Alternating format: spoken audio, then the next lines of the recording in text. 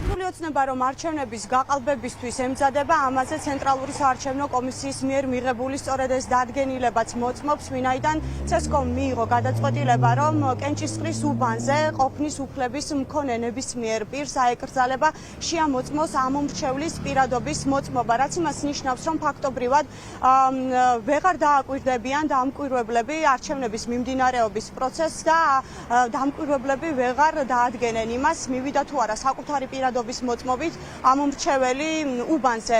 უნდა აღინიშნოს, რომ ეს ყველაფერი განსაკუთრებულად პრობლემური არის, ვინაიდან მაგალითად გასულ არჩევნებზე, ოქტომბრის არჩევნებზე დამკვირვებლებმა არაერთი ფაქტი აღმოაჩინეს, როგორ ხდებოდა სხვისი პირადობის მოწმობებით ხმის მიცემა.